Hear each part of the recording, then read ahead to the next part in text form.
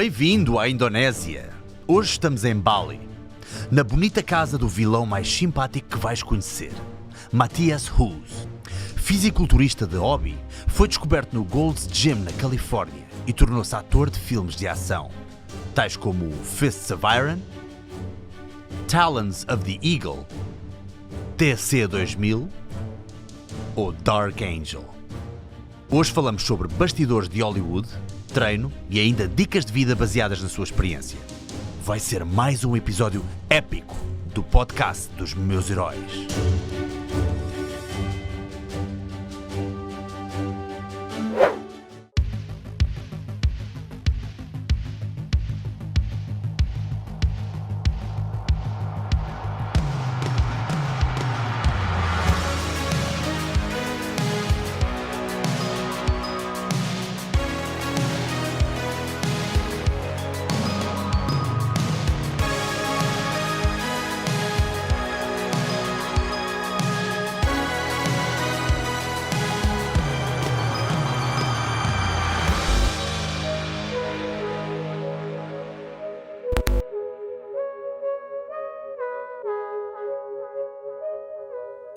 It's so hard to find anything where we live, but I think we found it. I already lost two of my cell phones. Really? Because we in Bali. One second, and we are in construction. Oh, okay. oh, it's so tiny. She's so little. And she's Yeah. already 5 weeks old. Wow. So she must have been like a grain of salt. Wow, she's so... She was, and she doesn't grow, and it's always we have so many little animals because we live in the jungle, and Yeah. Someone always drops off something and says, "Oh, that one got shut down. That one is found in the gutter," and then you end up having it. For instance, where's the monkey, Leslie? Are you kidding? You have a monkey? Is he still there? Yeah. Well, sure. Hold on one second. You gotta show Go me the visit monkey, Matthias. He's still there. Yes. Oh, yes? You see him? Oh, yeah. What's his name? That's Shuto. Shoto. Hi, Shuto. Shuto just had breakfast. Oh, guten Morgen, Hold on one Shoto. second. Good morning, Shuto. He's like my son, my retarded son. I don't know if you can see him. Okay. I can see Shoto. Yeah, I can see Shoto. Yeah. Incredible. Matthias, Yeah. if you had to choose one exercise for the rest of your life, which one would it be? Huh? I don't mean sex, okay? Sex is out of the question here. Sex is out of the question. Yes, only one Nothing else. exercise. No. Just biceps. Because Yeah, good answer. Good answer. most people, that's the easiest for everyone, right? It's doing biceps. The hardest for people like me was always doing legs. Oh, okay. But I love legs. I got obsessed with working out my legs for many, many years. And then now you pay the price. The knees are broke. I mean, meniscus, bone on bone, shoulders, bone on bone. I always wanted to be real big, but not like a professional bodybuilders, but sort of like the wrestlers that I liked, Lex Luger or someone like that. And so when you work out at Gold's Gym in Venice, you meet a lot of inspirational people, and the biggest ones, It's okay. always work one body part really. The ones they want really to stand out, they work it all the time. How did you get those many injuries? Was it through movie work? I think through working out, to be honest. The movie work is pretty easy. People always say, the only way you get injured on a film set, if you fall, trip, a car falls on you, or you fall down 20 feet or something. Usually you don't get injured that much. It's very safe. But the working out is the hard part. Yeah. The constant working out. I never not work out. So imagine, since 15 years, you're in the weight room, you're running, you're jumping. So you're bound to abuse your bones. You end up being bone on bone because you overuse it. Were you a hard gainer for the legs? You were talking about how it was difficult for you. Is it because you're too tall and the Yeah. range of motion is more difficult? yeah, when you're taller, everything takes a lot of work to bulk up. It's really bizarre, you know. You have to put a lot of effort into it, and you got to eat a lot. And I never liked food so much. So the food is so very much important, as you know, right? It's what you eat. And all my life, I didn't like eating. I thought, I don't want to eat. But you have to eat all the time in order to stay big or lean, both. You know, if you want to stay lean, you better, if you eat every 2 hours, just a small amount, you know, you'll keep your muscles and you're lean. But that's a lot of work. How old were you when you started doing sports? It was track and field? Track and field 15, so early on. Yeah. It's usually, I think, how do people start anything? For me, it was my father took me to his track and field training and I had nothing to do. And I thought, you know, might as well run around, you know. And that's sort of how it starts. Someone introduces you to something. Could have been tennis, could have been golf. Mm-hmm. You know what I mean? If you like it, you stick with it. Yeah. And you did some decathlon competitions as well? Yeah, I wasn't a good decathlon competitor, so more pentathlon. Oh, okay. Yeah, so I settled for that. The decathlon, I had problems with pole vaulting. And then that was it, you know, for me on that one. And the hurdles, I wasn't flexible enough, I think. Oh, okay. So be flexible, that's the key, right? And I was too lazy to stretch.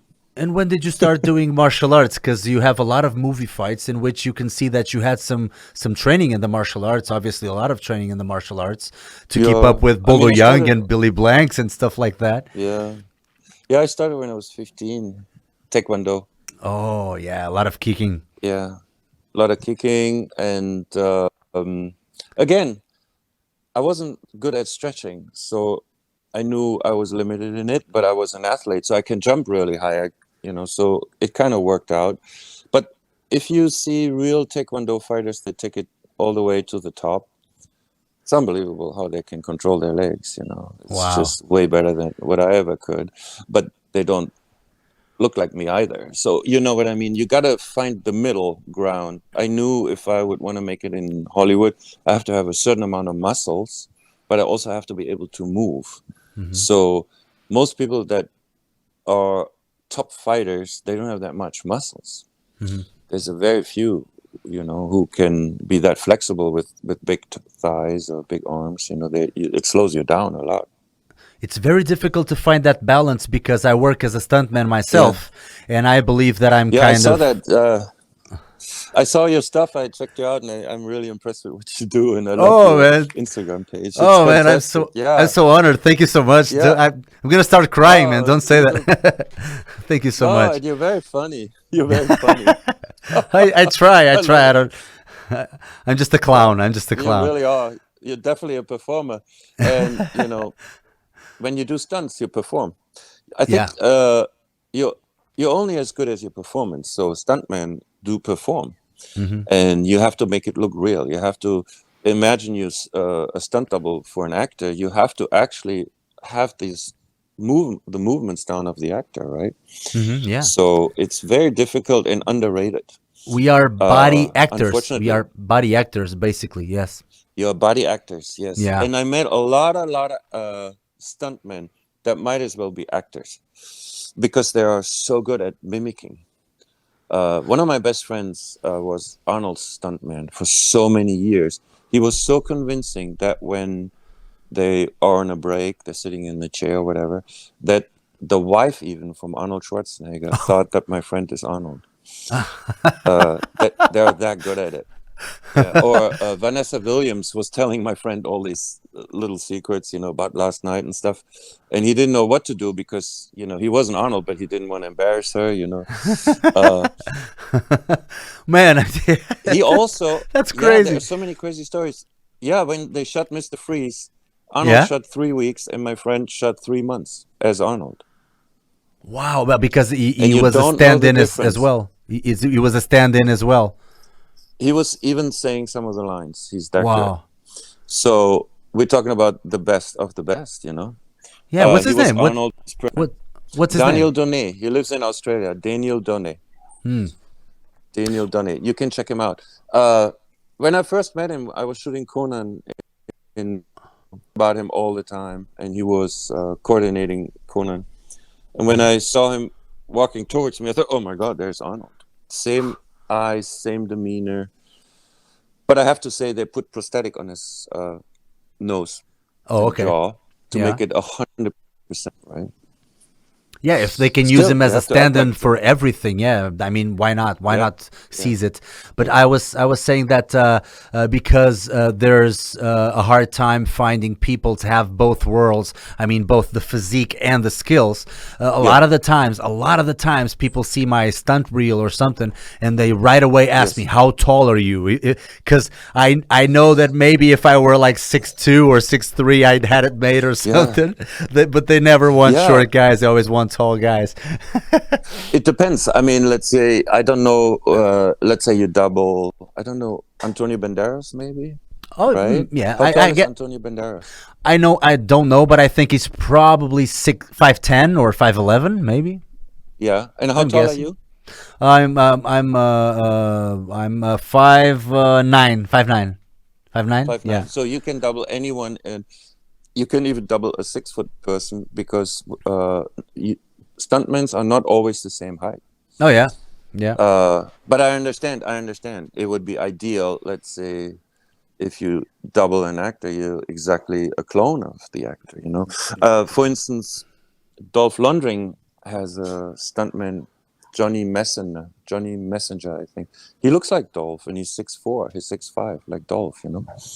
So it does help if you actually, if I could, in my age, find a stuntman my size, that would not be bad, you know. But then again, I learned one thing from this director, Greg Baxley. I did Dark Angel, I Come in Peace. Do it yourself.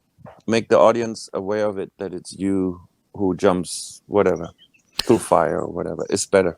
Oh, because he was a stunt coordinator, right? Yeah, he was a stunt coordinator, and he was a son of a bitch, really, like typical American hardcore stuntman. And you'll find yourself wanting to please him all day long, because he has that way about him, you know, because he's doing it himself too. These, you know what I mean? These are really salt of the earth stunt people. They won't ask you unless they will do it. Yeah, you know? It's like they're cowboys. They're like, you're crying. It hurts. Tough luck, man. Yeah. I know how they work. Walk it off. Yeah, walk it off. Yeah. I've worked with a couple. You know, when you're young, because when you're young, you do everything. Yeah. Does it make sense? With age, you get a bit more vulnerable, but you still can do so much. I'm a huge admirer of Sylvester Stallone, who to this day in his 70s does everything. You know, he does so much. So if there is a will, there's a way how to do it, for sure. Did you ever get to meet him? You know? Did you ever get to meet Sly Stallone? Yeah, I kind of see everyone on a regular base. Sylvester Stallone is not too friendly for some reason to me. Don't know, maybe he doesn't care. I know Arnold, we smoke cigars and more friendly, work out in Goldstream. So Sylvester Stallone, maybe because I don't know him, he's not the one that will come up to me and say anything, you know. Yeah. And also you have to understand, so when I see him in Beverly Hills, it's usually Cafe Roma, and there's so many fans and so many people want to take a picture with him, and everyone wants something from him. So it's very guarded. And the last thing you as an actor is want to go to another actor and bother him, you know. Yeah. If I'd love to know him, obviously, you know. Yeah, of course. I'd love to be in Expendables. But you'd be great in Expendables, man. I swear. Dolph Lundgren, you know. I swear, not to toot your own horn, but I mean, Matthias, I would so much replace one or two of the guys that are there to put you in, man. I swear, it's not to toot your own horn. Oh, thanks. I swear. Do I say that is so nice. I mean, I wish I would be in. Is it Matthias or Matthias? Matthias, right? Matthias. It's Matthias, yeah. Matthias Hues. But you know, I have Hollywood is very strange. I want to tell you, because if you live in Hollywood, you run into a lot of scenarios. And when I was very young, I never forget it. I went to a charity for the St. Jude's Hospital and it was like the plate is $15,000 or something. So my friend is very wealthy. He invited me, but I was sitting with Sylvester Stallone's mother at the same table, and Whitney Houston is singing. You know, it's like only a few hundred people, and then Sylvester Stallone comes in, says hello to the mother, and the mother sits next to me, and she was almost like hitting on me. That was like 30 years ago, right? She was maybe 50 some years old, and he took one look at me. I'm not kidding, and he thought. That was before I was doing movies, and he looked at me like, "What the fuck are you doing with my mother?" Sorry, but you know. Yeah, no, it's okay. You can swear. Yeah, and I thought, wow, this guy's forever gonna think I'm a gigolo or something. That was before I was doing movies, and then that always carried with me, and I thought, well, maybe in the back of his mind, because most people remember me the way I look, he always resented me without knowing it. Okay. There's another case. It's really interesting.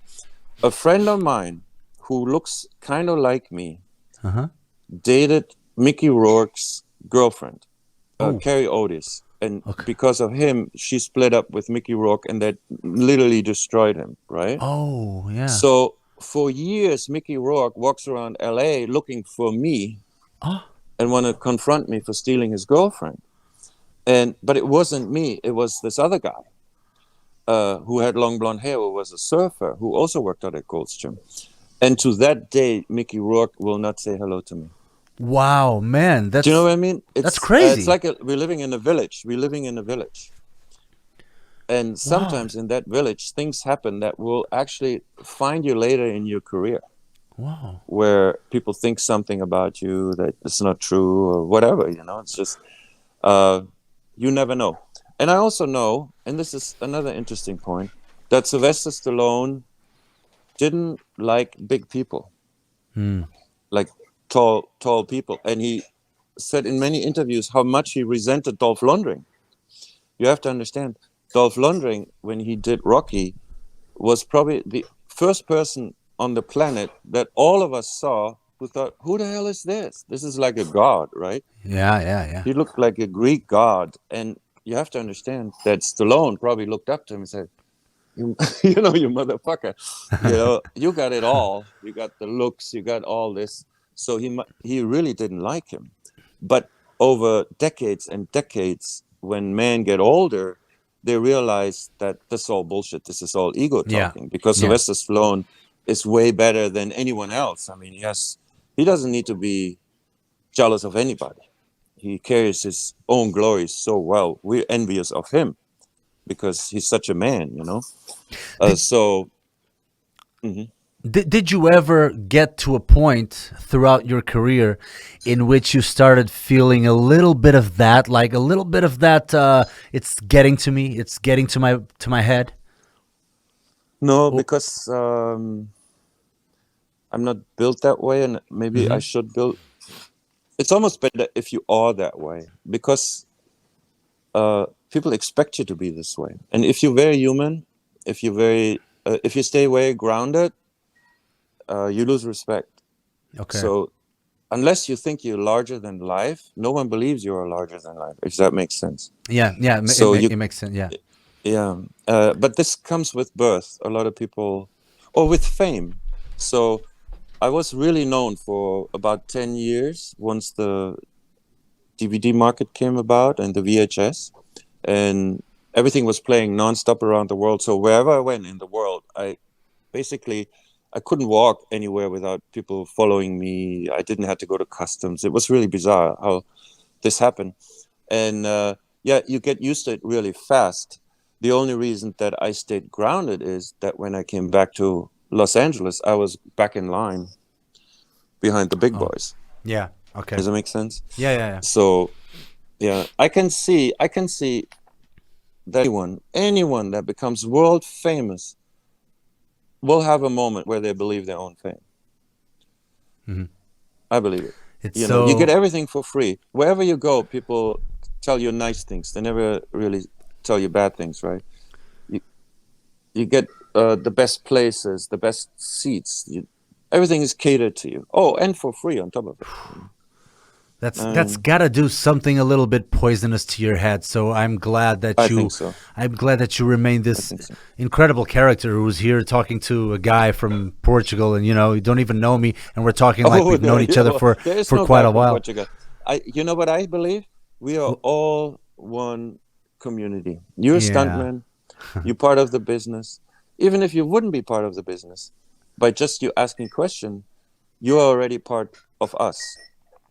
I think that's so important, and and we are sharing. Yeah. We sharing information. So Portugal, for instance, that's I'm German. One of the Germans' favorite vacation places, right? Yeah. And Leslie's sister just moved there from America because she retires there with her husband. So. Leslie's Portugal, sister lives in Portugal? She lives in Portugal? Her sister? Yeah, she lives in Portugal, and she's American. And so they packed up and poof, where do they move to? Lisbon? Somewhere in Portugal. Yeah, man, you gotta come. You gotta come visit her. Yeah, the problem is they Jehovah's Witness. Oh, okay. Yeah, I know the religion. Yeah. Yeah, and Leslie is no longer in the religion. Oh, so they're not allowed to have contact. What? Really? Oh, okay. Yeah, it's how these religions. It's like I know that they don't celebrate stuff like Christmas and birthdays, but I had no idea that they renounced even their brothers and sisters once they quit the religion. I mean, even your parents. That's a little even crazy. Your parents, even your parents. Oh my goodness. Yeah. Okay. That's why Leslie is not in the religion anymore, and her parents are not in the religion anymore. But then, if the sister is still in it, that's it. Yeah. Okay. That's up to her. I mean, everyone has their own beliefs. You were discovered when you were in Gold's Gym. So, at what age did you Did you go to the U.S.? I was 26. And why did you decide to go to the U.S.? It was very simple. I owned a gym. Yeah. And I saw Rocky IV. So and I saw Dolph Lundgren, and he was put up as this guy that is untouchable, 2 meter tall, and everyone was always, oh, Dolph, and I thought, damn it, I want to see this. I want to go there. I want to see if I can join the game, So I went. Wow. But it's just really naive. I mean, I liked Rocky IV so much, and I knew I wasn't Dolph Lundgren. I'm Matthias Hues, but I thought, okay, that's it. I'm like a cowboy. There's someone that shoots really fast. Let me see how fast I can shoot.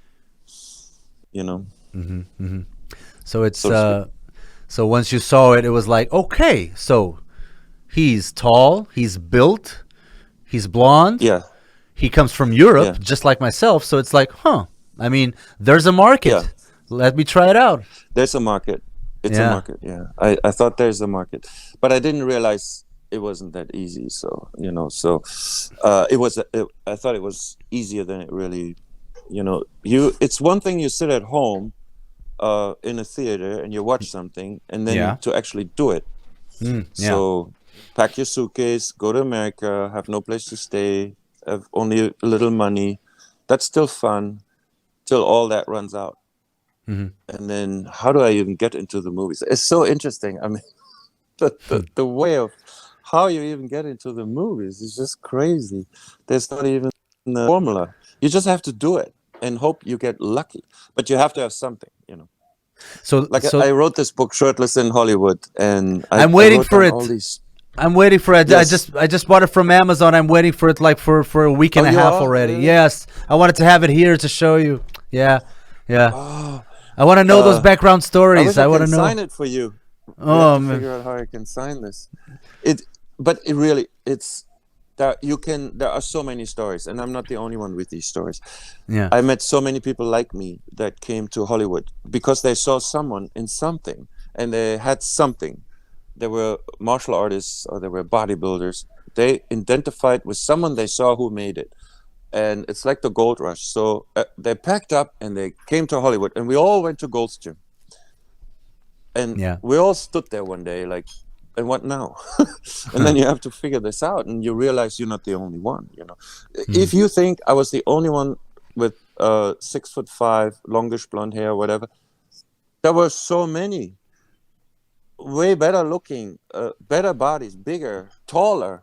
I thought I landed in the land of mystical creatures or something. Where do they all come from? And it's so difficult to make it because there are so many. So when I auditioned for Master of the Universe for He-Man, I was literally in line. Dolph Lundgren was the lead of it.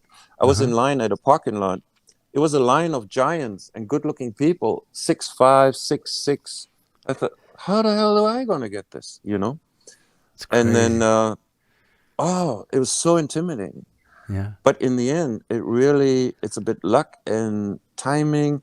And what you also, besides, if you're just good looking or you have a good body, it's not enough. There's something you have to have. Hard to pinpoint it, For me, it was, yeah. Did you ever have it was a bit luck. Yeah, okay, like the perfect timing being everything coming together at the best time possible, right? So would you say and then you have to perform. You have to actually prove that you are that guy they want. And it wasn't easy. I mean, I replaced Jean-Claude Van Damme because I was there at the right time at the right place, and I befriended the manager of Gold's Gym, and he was a stuntman. And he immediately took a liking to me because I was a pentathlon athlete, track and field. And he said, okay, I'll keep you in mind. And to behold, not much later, someone called and said, we need to replace Jean-Claude Van Damme. He walked off the set in Thailand. They need someone in 48 hours. And he has to be from Europe, and he has to be a martial artist. I wasn't Van Damme, but I was a bit of a Taekwondo guy. Yeah. And that's all it took for me to get invited to the audition. And when I auditioned, the woman that auditioned me, who wrote the script, for some reason wrote another script with a character that looked just like me. And the other producer didn't even want me. He said, well, he doesn't look like Van Damme. I mean, and he's not, can you do the splits and all that stuff? And I couldn't do it. And he took me in the backyard and we fought against each other. And he said, nope, I don't want to hire this guy. He's not on the level of fighter like Van Damme. Okay. Then the other producer said, no, if you don't hire him, there won't be a movie. So this other producer was above the other guy. So they hired me. And to be honest, it's also in the book. When I did my first fight scenes, I got yelled at because I wasn't as good as they expected me to be. Oh, okay. However, while we were shooting the movie, I realized if I give it 1,000%, and if I'm willing to injure myself, if I do all my stunts myself, I just grew into it. Because you almost have to. How can you do something right away without having ever done it? Do you know what I mean? Yeah. I mean, you have to. There's a learning curve. By doing. Yeah. There's a learning curve. And I'm telling you, I went all around the world to all the martial arts studios, and most black belts cannot do a movie, no matter how good they kick, because they don't know how to do it on film. Yep. You have to learn that. And I had to learn it. And I learned it. And while I was learning it, I thought, if I die on this movie, I don't care, because the stunt guys I worked with are Chinese stuntmen. And they were honored to get hurt, and they were getting hurt all the time. I said, I'm going to be just like them. So I earned my respect. I earned it. You have to earn your glory in Hollywood. You know what I mean? You can't be lazy. You got to get injured. You have to show that you are willing to suffer. And that made me that guy. And then the word is out. Oh, that guy? No, he'll do anything. You ask him to jump, he'll not ask for a stunt guy, he'll jump. And that's how I got my next movie, because the guy said, if you do this movie, you're going to have to do all your stunts. And I want to see you running and jumping through fire. That was I Come in Peace or Dark Angel with Dolph Lundgren, you know? Yes. So that was the best first experience that you could have gotten. You're obviously talking about No Retreat, No Surrender 2, right? Yeah, that's with Lauren Avedon and Cynthia Rothrock. And was the stunt coordinator Corion? Yes, Koyon. He was also the director. My So, goodness. How was yeah, it working and we're with him? talking about. How was he to work with? Oh, he was yelling at me. He was cussing on me out and this and that. Oh, And I was telling Leslie this morning, I learned hotel management in France, and if I would do something bad, my boss would huh? give me a hot plate to hold. He would give it to me with a napkin, and he would give it to me in my empty hand, and I would burn my hands. And he said, "You hold it," and that's how I learned not to have dirty plates around. You know what I mean? That So is so old it's school. old fashioned. Yeah, It's that old is so school, old school. but old school. No, man, what is Old crazy? school. It Yeah, works. it Yeah. works. You gotta go old school. That's why old school guys sometimes are more tough. Do you know The Rock, for instance? Leslie knows The Rock. She knows all the wrestlers. If Oh, you wow. know the wrestlers, and I went to wrestling school, it's the most brutal, toughest sport. So you survive wrestling. Don't you think you can do Fast and Furious? Yeah, Sleepwalking. I yeah, mean, sleepwalking. Yeah, right? I mean, even people Yeah. give And that's a what it's lot all of about. flack.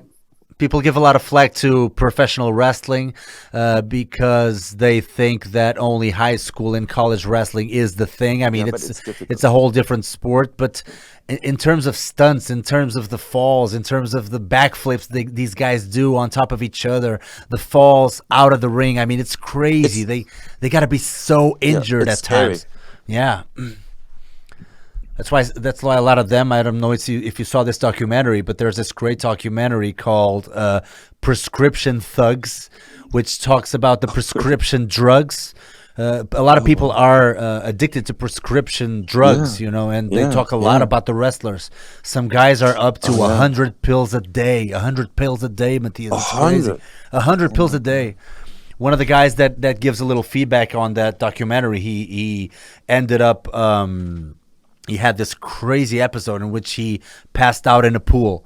If it weren't for his Holy wife shit. or something to save him, it But was like oh wow. impossible for him to stay alive so far. So it was really crazy, really crazy. That's crazy. 100. I mean, I 100 pills. understand because the abuse that comes with that sport. It's bizarre. It's Yeah, bizarre. because you start taking stuff like, I don't know, pain meds, like a painkiller. Yeah, yeah. But then Especially in the America. but then the painkiller gives you some sort of side effect on the other side, or then you Oh don't yeah. have a boner Oh, and you oh want yeah. some stuff to Oh spike yeah. Yeah, your yeah. Yeah. erection on, and then you take So other true. stuff, and then you take other stuff, Yeah. and then you pile on stuff to keep on covering Yeah. the side effects of each other's Yeah. drugs, and it's crazy. It's crazy. Yeah. Yeah. I mean, Well, you're dead before you know it. yeah, man. So what I mean, Mm. you've seen it all in terms of the people in Hollywood, and it's crazy. It's Yeah. like a poisonous environment every now and then. What I was think it? so. Yeah. Was that the reason why did you decide to go live in Bali? Was that the reason why you left No. California? I didn't even know Bali existed. It's how life is, you know. Leslie is my girlfriend from 1993. Hmm. We met at Gold's Gym, like most people meet Of there. course, She was a of course. successful model. Well, of course, Yeah, there was this beautiful girl, of course. and I was an actor, and we both didn't know. She didn't know I was an actor, and I didn't know she was a model. I only saw her in the gym, and I thought this girl is so beautiful. Hmm. And then one day she walks up to me, but I have my best friend is really good looking. He's 6'5".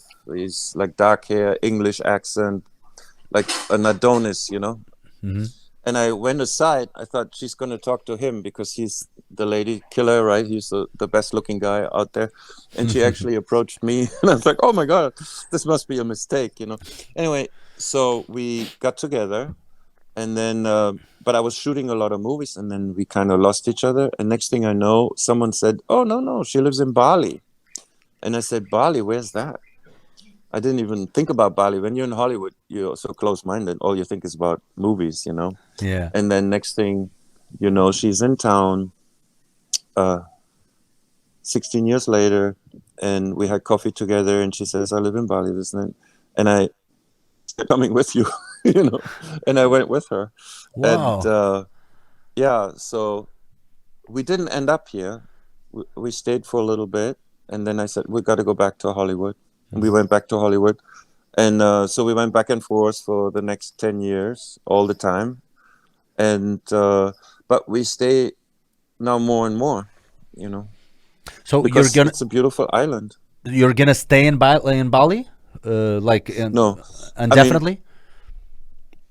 no. It's like this. So we just built another house here, Mhm. and I want to open up a gym here, fitness camp, yoga, free diving, all these little things that I personally also can use to, progress in my life and become more flexible again, or work out all the time. And then I have people come from all around the world and teach here. So with that in mind, so it's like my own trainings camp. Wow. And that's then when I have incredible. to shoot a movie, I go back out to wherever I shoot it, I was in Bali a couple years ago, and actually this You is were? not this is Yeah? not a great story because I was in Ubud. Ubud. You were in Ubud? Yeah. Yeah, are you That's so close cool. to Ubud right now or no? Not really. Are you? No, Are you more? no, Yeah. we have Okay. the coast. Oh, okay. And then I went to Lombok. You know Lombok, the other island. Obviously, you know Lombok. You went to Lombok? Yeah. Yes, but I went there and I was with my girlfriend in a massage parlor. We were, almost naked, right? Having a massage. And all of a sudden, 7.0 earthquake. Everything started falling. I was like, oh my fucking God. I got up. He was there. Yeah. I was there. 7.0, man. And I He know. was in Lombok with the earthquake. Yeah. 7.0. That is unreal. Do you know how many people died? Man, it died like they had like 3 or 4 earthquakes in the course of like 3 weeks. Yes. And maybe 200 people died or something. It was crazy. And the thing Yeah. is, know that the locals usually are used to those types of natural But not this incidents. But this time, they instead of laughing at the white guy and saying, "Ha, this is normal here," they were like all Yeah. crying and Yeah. screaming. So we were like, "Oh my God, this is the real shit." Oh my God. So we get out of the spa, Oh my God. and the spa was all breaking up. Then we fell on our way. We were almost butt naked, on Oh the street. God. And then I picked her up and I was like, let's go to the hotel because this is going to be fine. It was nighttime. It was like 8 p.m. We went to the hotel like running and saying, okay, this was a bad experience. We're going to get away from it all. It's going to be okay. But then we reached the hotel and there was like a line of 100 people being escorted to the mountain because there was a tsunami alert. Right. So we were like, oh my alert. God, we're going to die. I was like, I'm going to die. I'm going to die. I'm going to die. I mean, Just like in Thailand. Exactly. So we went up the hill. I started helping people as well because you had some heavier or some older people trying to go up the mountain as well. It was really tough, man. And we didn't see anything because it was pitch dark. Oh my God. All the lights went out. Everybody was screaming, saying, "We're gonna die! We're gonna die!" I was so scared, man. I as a stuntman, I can say it was the scariest Yes. time thing in my it. life. Yeah. I'm gonna tell that to Leslie. She can't hear it. Oh yeah. Later, when we're off, because I'm wearing headphones. The adventures he had in Lombok, it's just unreal. Yeah, man. I mean, I understand. Crazy. You know what? It's forever. Sorry, I keep moving the phone around. No, it's okay. Don't worry. Don't worry. It's Yeah. You're forever gonna be damaged on this one. Yes. I tell you, because I've been through a earthquake not as strong as 7 point, and I'm still shaky from that. So I cannot even imagine how you felt. Man, it's crazy That's because what happened was in my mind, and I started having a little bit more anxiety built up throughout these next months. Yeah.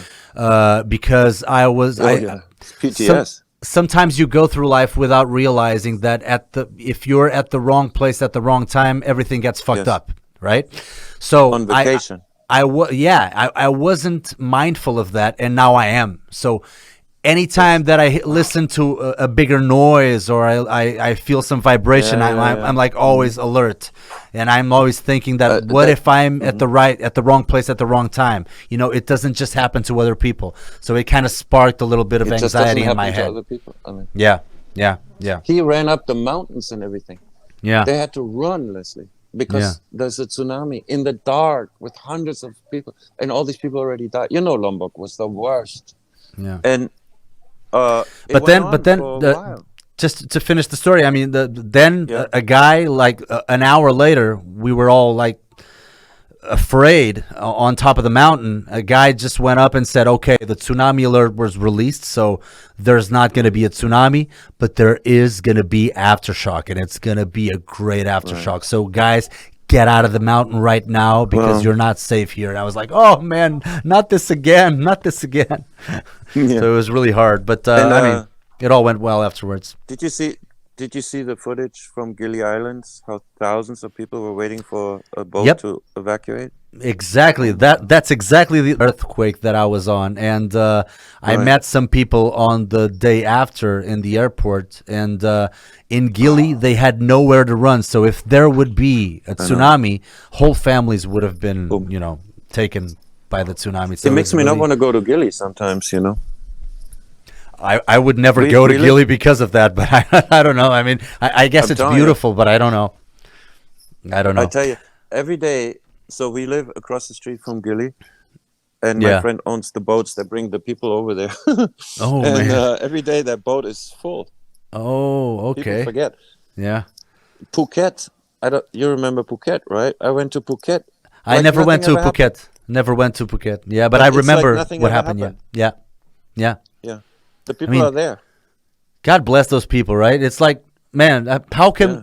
I mean, next day after all that stuff, and I hardly slept anything. I was like crying on the inside. Everybody was going to work. Yeah. And I was like, wow, what a crazy fearless group of people that have to deal with this on a regular basis.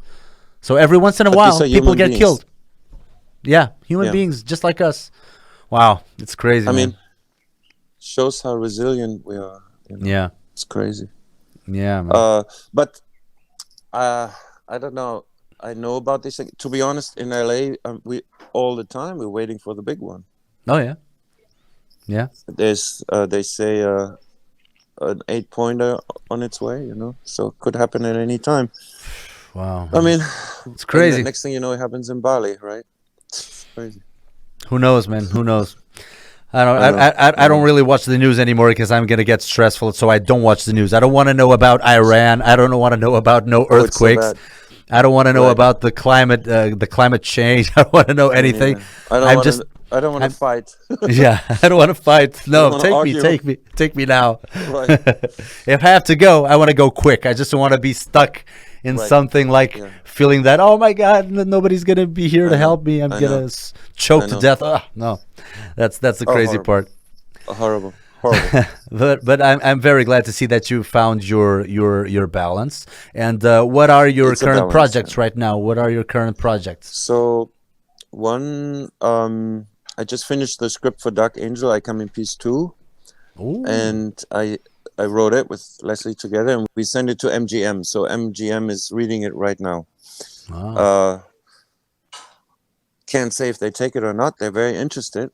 So I that heard would be the I heard sequel. in another podcast I heard that the production company, I think wasn't it Warner Brothers that didn't want to release the movie? No. yeah, but it turns out now MGM owns it. Oh, good. Yeah. Good. So, Yeah.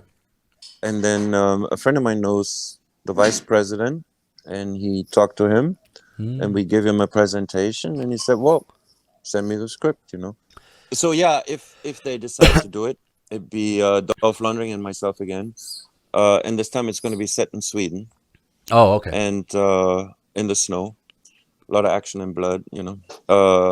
There's a interesting story to it, so but I don't want to say it yet. But the story, you will like the story, and it will Yeah. make sense. Mhm. So that's one thing, and then we developed a television series because television is where it's at, Mhm. and we pushing that one right now. So You mean like with we gotta Netflix and stuff like sort that? of- yeah.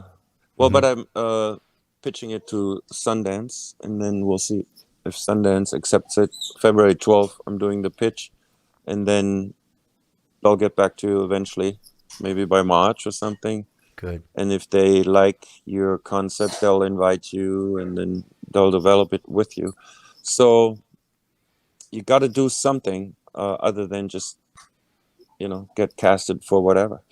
Uh, Man, I saw Like, I lots saw of a stuff, lot of your movies, man. I was just laughing my ass off thinking of this one scene you have in this movie called Tiger Heart, where a guy goes to you and says, "You're the girl of my dreams. My name is Brad, but you can call me Schnookums." Then you get up and you say, yeah, "I'm Hank Schnookums." yeah. You're the girl of my dreams. My name's Brad, but you can call me Snookums.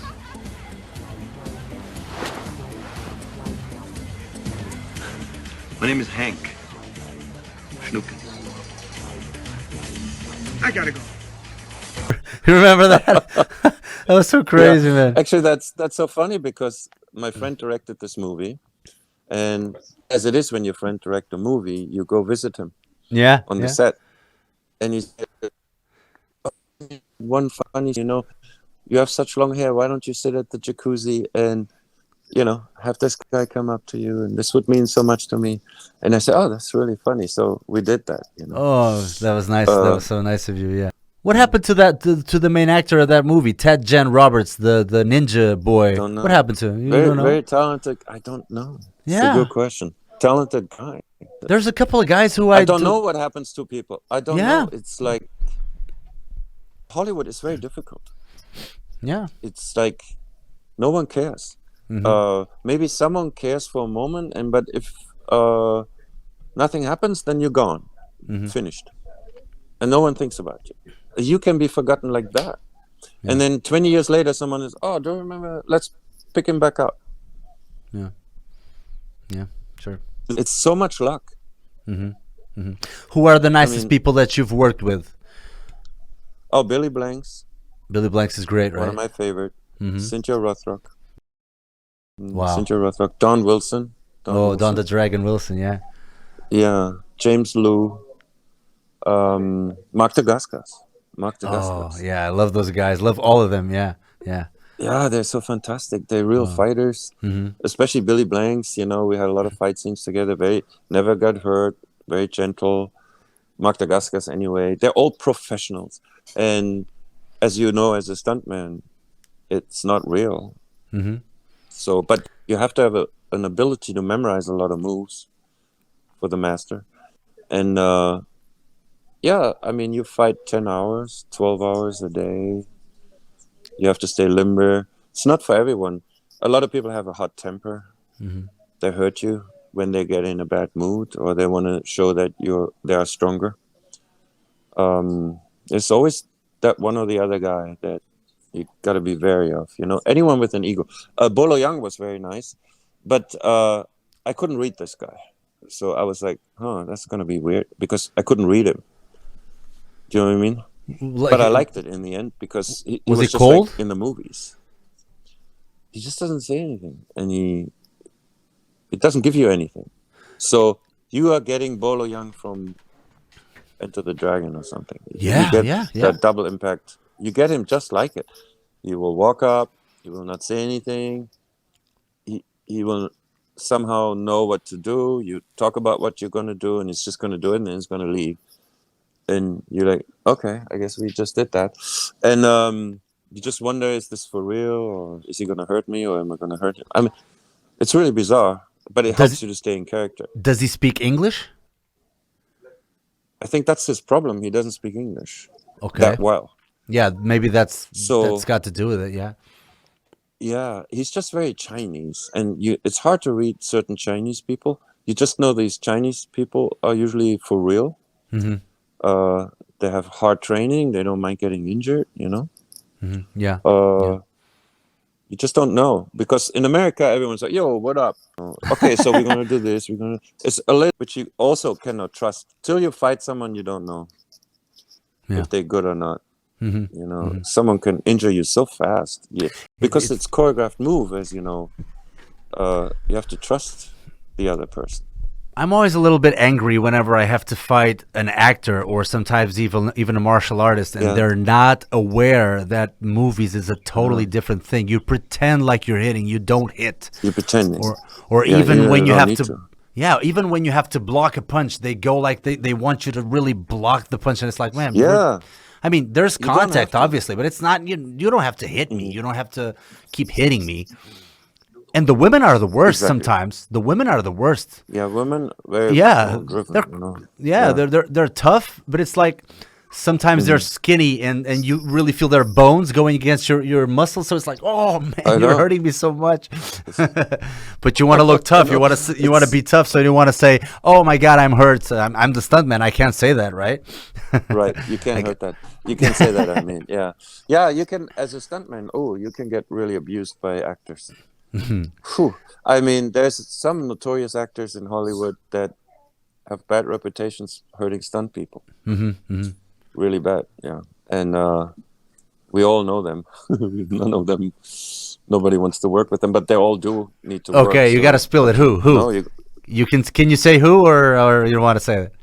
one guy that is very known for having hurt people is Steven Seagal. Oh yeah, I thought that was the one you were talking about. Oh my God, yeah. Yeah. He's just, I don't know why.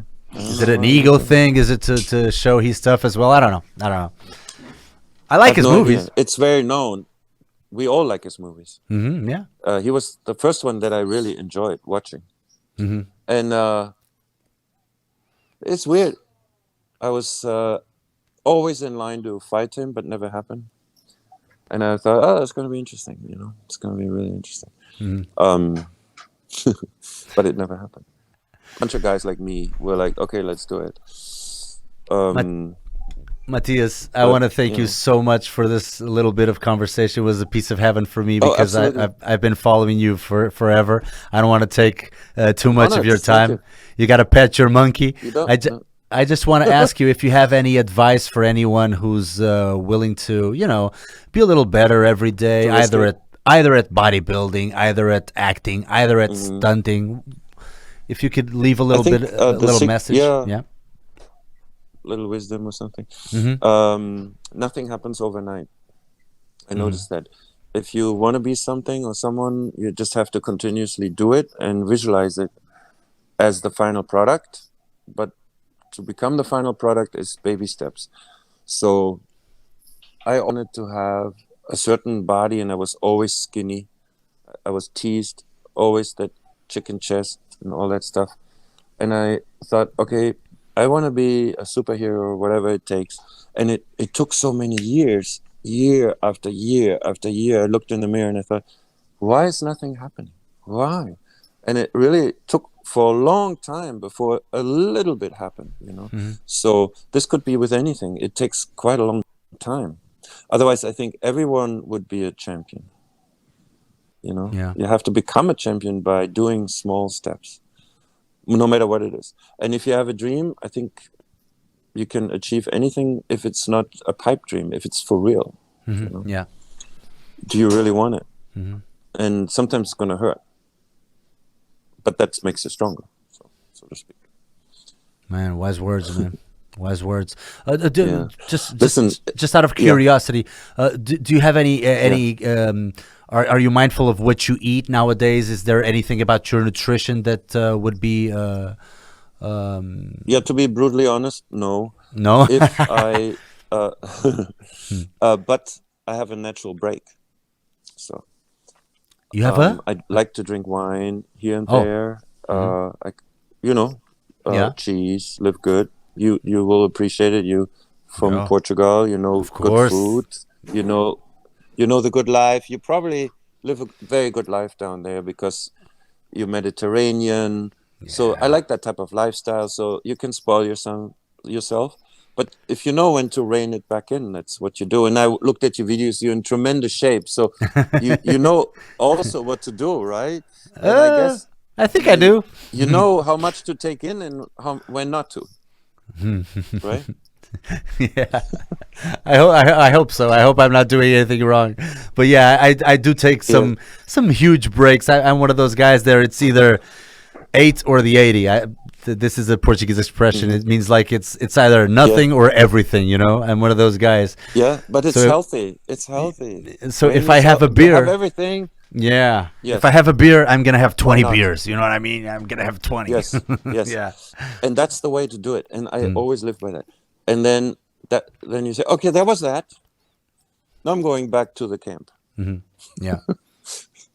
Right? Live life, enjoy your life, but still be a warrior. So Matthias, that's please what I keep posting on your Instagram. I just saw you. your little bit of his story, background story with Bolo Young and your fight scene in TC Oh, yeah. 2000. So please keep posting your background I stories, will and do that, yes. and I can't Yes, I wait will for the do. book to come because I really want to read it from Thank you so top to much. bottom. Thank you so much for having me on your show. Matthias, It means a anything you lot to need from me. Portugal, let me know. Good wine, I know I'm your guy. Thank you so you. much. Give me a bicep. All Give me a right, all bicep. right, we'll start it. Give me a bicep. All right. Ooh, yeah, that's it. Thank you. I needed that. I needed that. Okay. Okay. All right. Thank you. See you. Cool. Thank Here you. we go. In Rio de Janeiro. Well, I've been here a few weeks, and then I'll be leaving to the 35th anniversary of The Last Dragon in New York City at AMC Theater in New York. It's in Times Square, and Demetrius Angelo is a big film enthusiast. He throws this great event that celebrates